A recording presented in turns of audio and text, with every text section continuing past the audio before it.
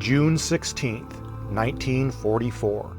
For 2/3 of an hour, the normally tranquil and remote farmstead of Albeit has been the scene of one of the most unorthodox clashes of arms to this point in the Allied campaign in France. For American and German alike, tenacity and personal courage have been in abundance. With the battle's ultimate outcome still in doubt, both combatants are now fully committed to the struggle. The die is cast. No quarter, no retreat. La Val d'Alma is about to enter its final and most crucial phase of combat. The time is 1100 hours. Having reached what appear to be the limits of their infiltration of the Vale floor by way of the northwest crop field, Company B's covert advance is discovered and promptly stymied by the No. 2 Stug. Suffering yet more casualties at the hands of this pesky German assault gun, the GIs of 2nd Platoon return concentrated small arms fire at the vehicle's exposed commander. This brave yet vain reaction merely serves to force the crew into the bowels of their armored behemoth. On the verge of releasing a subsequent high-explosive round, the crew's worst fears are realized. U.S. mortars begin to impact the earth around their Stug. Only moments earlier, 2nd Platoon's command team spotted the stationary vehicle from their new vantage point atop Point Andy and promptly radioed its coordinates to Captain Dorn.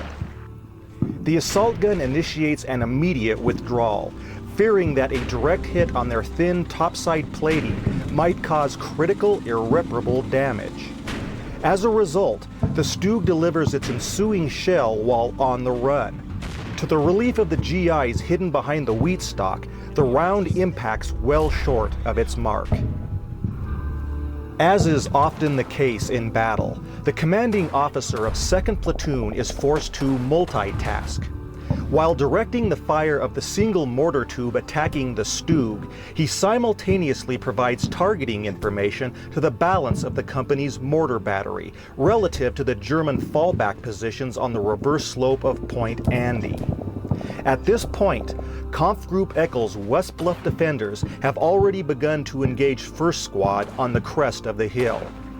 As the opposing troops trade rifle shot, the first mortar rounds begin falling to earth.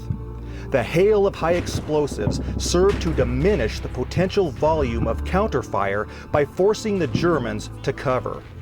Communication lost. Lieutenant Eckel can only observe the pending carnage from afar. Ich war neben meiner selbst mit der Frustration. Danach feindlicher Mörser schlug den südlichen Hang des Hügels. I was beside myself with frustration. Round after round of enemy mortars struck the southern slope of the hill. Once again, the brave men of the West Bluff contingent were falling victim to the artillery prowess of the Americans. A feeling of absolute helplessness overwhelmed every one of us in the command post. We could do nothing but commiserate their agony. There was no doubt, the combat effectiveness of our left flank was nearing its end. It was also evident that the fight would soon be arriving on our own doorstep, literally speaking. The U.S. mortars pound the reverse slope with deadly accuracy. One victim at a time, the beleaguered Germans are reduced in number to but a mere handful of men. Nevertheless, the firefight between the bluff's opposing factions perpetuates. While attempting to avoid the firestorm of shrapnel, the contingent's primary firepower is momentarily lost as the gunner of the last operational light machine gun is added to the tally of casualties. Despite this setback, several of the survivors hold station and continue the fight. In contrast, a singular figure elects to abandon the hill and his comrades. It is the ringleader fanatic himself. Battle priorities taking precedence, the attentions of Lieutenant Eckel's concealed Hamlet contingent are now firmly affixed on the enemy activity taking place due north of their positions in Albeit. Though cautious, 1st Platoon fails to demonstrate any sign of prudence with regards to concealing their movement. It's no secret to anyone that the platoon is redeploying to the junction of the irrigation ditch in preparation for a southerly transition down the center of the muddy trench. Compelled by the unfavorable results of the armor duel that has left 2 tanks burning and 1 immobilized, the No. 3 Stuart backs away from the crest of Point Amos. This action is undertaken to avoid attracting unnecessary fire that might cause collateral damage to the nearby soldiers of 3rd Platoon. Regardless, Lieutenant Spitzer recognizes that Company B is making a concerted effort to assail the Vale along the entire battle line. After emerging from his vehicle to briefly rally the panicked stragglers, his Stug proceeds to once again pepper the tree line of the East Bluff with high explosive shells. These tree bursts are a premeditated attempt to quell any American designs on redeploying to the East irrigation ditch, or possibly even capturing the stone vehicle bridge. Other than defoliating a few unfortunate trees, the initial effect of this action is negligible on the resident GIs. Believing that his ravaged tank platoon is still a viable force, Lieutenant Waters directs his No. 3 tank to traverse the backside of Point Amos with a new purpose in mind. The enemy armor was engaging in a bounding strategy from behind the farmstead.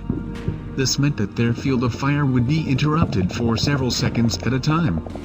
Therefore, myself, the No. 3 tank, and even the scout jeep all repositioned for a possible run on the Vale from within the blind center line. In the process, an inherent hazard of war almost cost us the services of a valued tank commander.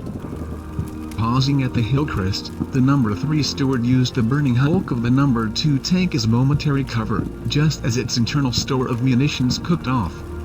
Surprisingly enough, the exposed NCO survived the incident without so much as a scratch. About this same time, while staging for their eventual advance, several members of 1st Platoon spot something suspicious within the crop field behind them. The well-camouflaged forward anti-tank team is discovered spying the U.S. vehicles preparing to descend the bluff. The ensuing rifle shot attracts the attention of the inert No. 1 Stuart, which deflects its main gun and fires a high-explosive round into the enemy foxholes. Shocked by the close proximity of the American soldiers, as well as the sudden loss of his team leader, the surviving German abruptly rises from his hiding place and vehemently declares his desire to capitulate. For the first time in this engagement, a combatant trades the fight for personal survival and captivity, a sure sign that the battle is swiftly approaching its climax.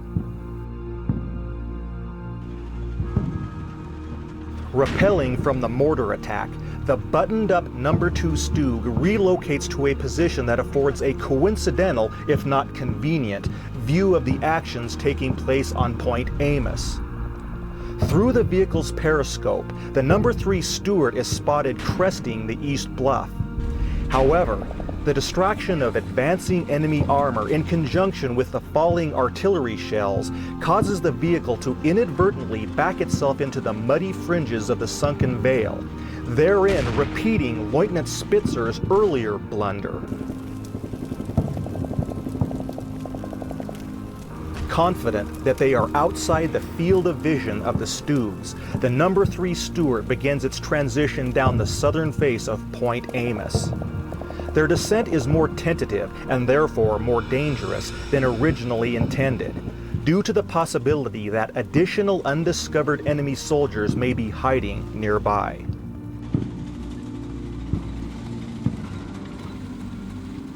Observing the enemy tank's movement, the No. 2 Stug rebounds from the mire without incident.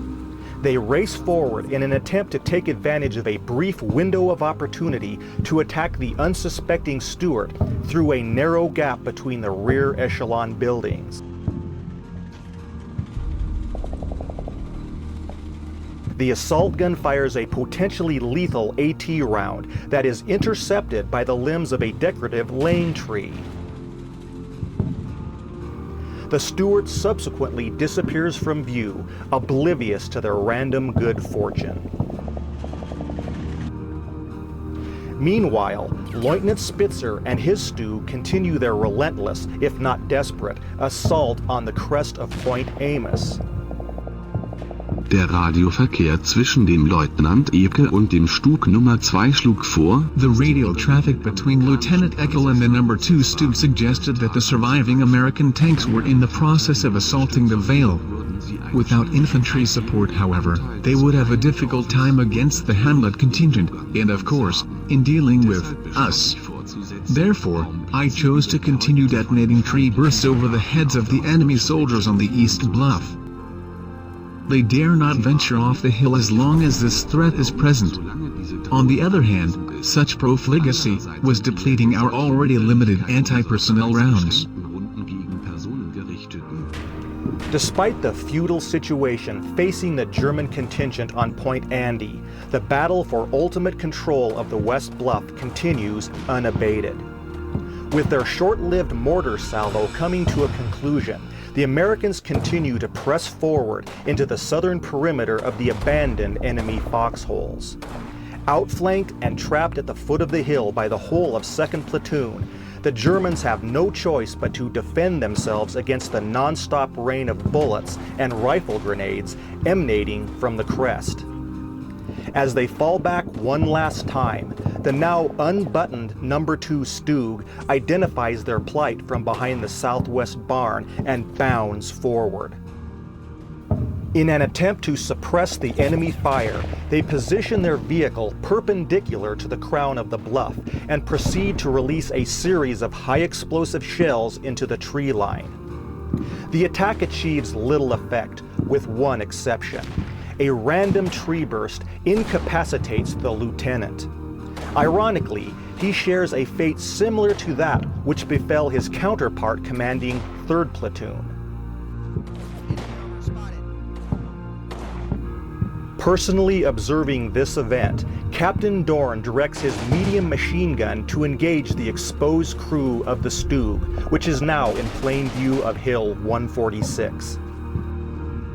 I was informed by radio that the commanding officer of 2nd Platoon was out of action due to the armor attack. Our response was feeble, at best. Without effective anti-tank capability, we were helpless against such action. It was imperative that we transfer our own armor down into the Vale. Only at close range was there any chance of defeating this threat and breaking the enemy defense. About the same time, 2 deuce-and-a-half supply trucks arrived on scene loaded with additional ammunition. Regimental headquarters made no bones about the fact that we were not to allow these isolated Germans to survive the day. Otherwise, the possibility existed that the infantry might escape the Vale under the cover of darkness, to wreak more chaos, or even repatriate themselves. Motivated by this new directive, Dorn orders 1st Platoon to initiate a gradual advance down the soggy furrow between the crop fields. Although a slow crawl will take more time to accomplish than a leapfrogging maneuver, time is still on the side of the Americans. For Captain Dorn, the lives of his men are every bit as important as the mission. He understands that once in position, these soldiers will be afforded little cover from the ditch and little quarter from the enemy. Having reached the Vale floor, the number 3 Stuart creeps down the access road leading directly into Almont. The tankers hesitate short of the stone bridge to survey their surroundings, unsure or unaware of the occupational hazards that could menace them this close to the brass ring. For all intents and purposes, this crew is now the tip of the spear towards the end game and its resolution of force. You're watching Tales of Virtual Combat on his Story Internet channel.